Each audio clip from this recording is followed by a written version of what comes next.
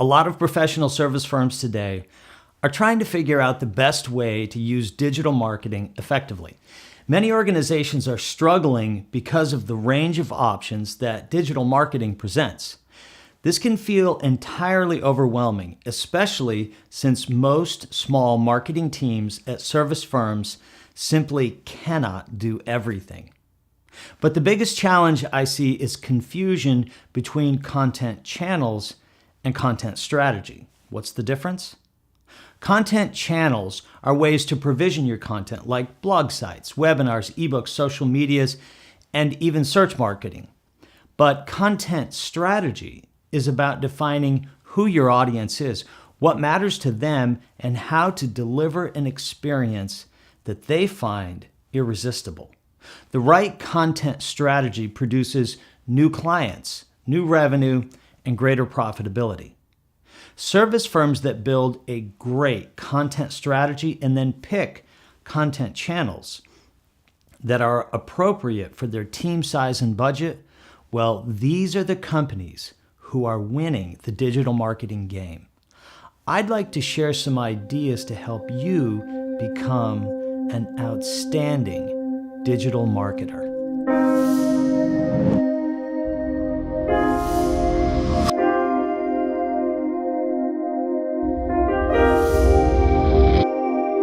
When I was a kid, a bunch of cool people turned an old warehouse into an AM radio station down the street from where I lived. I was completely fascinated by this great big antenna that they put up and the boxes of records and turntables they rolled into this dusty old warehouse. Now, I know I'm dating myself here, but this was long before the age of the internet or CDs or streaming music. These people were the epitome of cool. Back then, if you wanted to listen to music, which I always did, you had three choices. You could make music yourself, you could buy vinyl records or 8-tracks, or you could listen to the radio.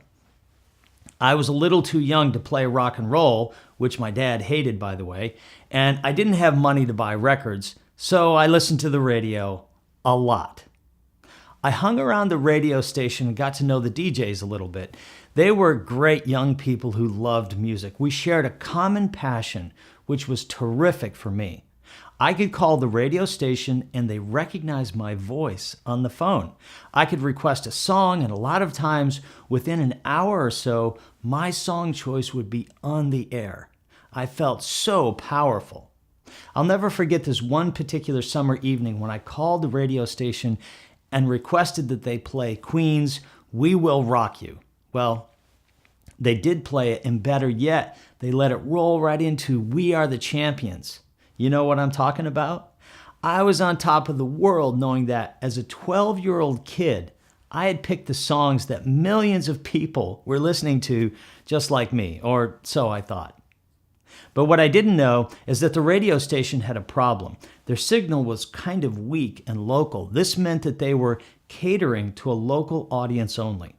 But the local audience, much like our household, liked different kinds of music. This meant the radio station was trying to serve way too many masters. Sometimes they'd play rock and roll for a few songs, which I loved. Then they'd play some country tunes, which I hated. And then they'd play some classics like Elvis. You can imagine what happened. Because they never picked a particular genre and built an audience, they never had a story to tell advertisers, which is how they made money. They couldn't promise advertisers that they could deliver 1,000 teenagers, or even 100 adults, or even 10 kids. Pretty soon, the radio station folded, and that was a sad day for me. I've often looked back on this event and asked myself why the radio station didn't make it. At that same time, in the same area, there were about a dozen AM radio stations that did make it. Some of them even became very profitable and eventually were acquired by larger radio networks. So why did they do well while my friends down the street went broke? I think there are a lot of similarities between this situation and modern marketers, and here's what I mean. The radio station that failed had great technology, just like marketers today. They had tons of great content, more records than I'd ever seen in my life. Well, so do marketers today. But they didn't have a content strategy that aligned with their business strategy. In other words, they didn't have a plan to aggregate a specific type of audience, deliver an experience that caused that audience to stick to them like glue, and then maximize the revenue opportunities that came from a loyal audience. These tenets form the core of a solid content strategy. Just so we're on the same page, I want to clarify the differences between digital and analog marketing. For decades, service firms went to market with just a handful of strategies and tactics. They asked their clients for referrals. They attended trade shows and conferences. They advertised in highly targeted trade publications. They joined industry associations and networked. They spoke in public. They formed partnerships and strategic alliances. They bought lists and direct mail people, and when all else failed, they cold called prospects. Then along came digital, and suddenly marketing people found themselves overwhelmed with trying to keep up with all of the analog strategies while adding these onto the already burgeoning list: social media, websites, email marketing, blogging, webinars, videos, ebooks, white papers, action guides. The list I've just described are content channels, not a content strategy. In a moment, I'll give you my sense of which of these content channels you might consider, but in this post, I want to help you think through your content strategy. If you get the strategy right, the entire digital marketing plan will yield the results you want to see. But if you don't get the strategy right, it really won't matter what channels you pick, because you'll struggle to get your audience to engage. I've come to believe that digital marketing is content marketing. So to be successful with digital, you have to have a great content strategy. Here are the steps I recommend that you consider to build a highly effective content strategy. Determine your audience, which should always be your ideal client. Understand the digital inbound journey. Design a content strategy that pulls prospects along the inbound journey. Apply content effectively to your channels, and pick the right things to measure. Let's look at each of these steps in greater detail. If you want to be successful in digital marketing, unlike my cool friends who were not so successful with their radio station, step one is to be crystal clear about who your audience is and what matters to them. For service firms, I believe your audience is your ideal client. An ideal client is the type of person who is ideal for your company to serve. If you haven't yet built a profile of your ideal client, this is step one. You should do this before you even think of producing any content or picking any content channels. You can find numerous action guides on our website that can help you do this. Prospects won't just show up on your doorstep and say, "Hey, I took a look at your website and now I want to work with you." This very rarely happens in our experience, but prospects will go on a journey where they warm up to you over time. The major goal of digital marketing is to get the right people to take the journey and be ready by the end of their journey to talk to your sales or business development staff. That's the goal.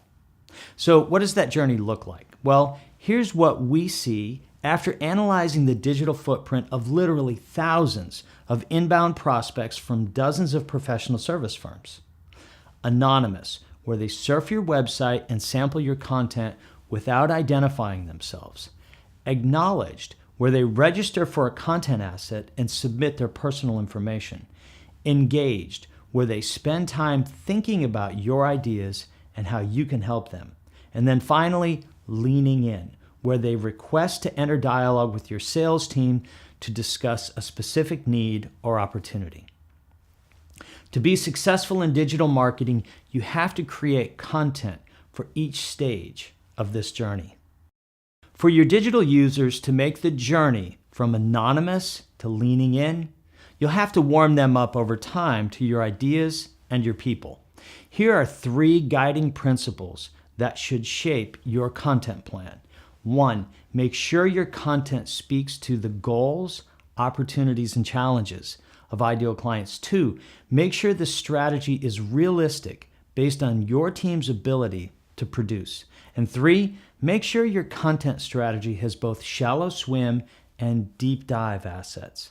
If you're not sure what I mean by shallow swim and deep dive assets, I encourage you to sign up for a free webinar I've produced called Make Content Marketing a Client Acquisition Machine. You can find that on our website. I started this post by talking about how marketers are confusing content channels with content strategy. But the channels you pick will have a bearing on the outcomes you'll realize. There are some channels, such as professional video production, that are simply out of bounds for most small marketing teams. So what should you consider at a minimum for your content channels? Well, here's what we see successful marketing teams focusing on today. Your website, drive all of your traffic to it. A blog site that is embedded into your website. Some deeper dive channels like ebooks, action guides, webinars. Email marketing, this is still the #1 driver of traffic, and LinkedIn publishing to attract ideal prospects. Today's modern marketer has more data and analytics at their fingertips than ever before. So what should you measure? What are the indicators of success? I believe that time-based metrics are the most important indicators of success. The people that you want to connect with have very little time. They won't waste it on ideas and content that doesn't matter to them. In fact, you could say that the whole exercise of digital marketing is about capturing mind share and creating buy-in with the right people. Digital marketing is about getting the right people to spend time with you in the digital space. So any metrics that will allow you to measure how much time your audience is giving you, well, these are the metrics that matter. I wish I had more time to give you even more insights, but I'm afraid our time is up. This medium is limited. However, there is a way for you to move to your next level. I've developed an ebook called 10 Things Service Websites Must Do to Drive Revenue. It goes into much greater detail on many of the concepts I've outlined in this blog post. If you want to become an outstanding digital marketer, I know this ebook will be a huge help to you.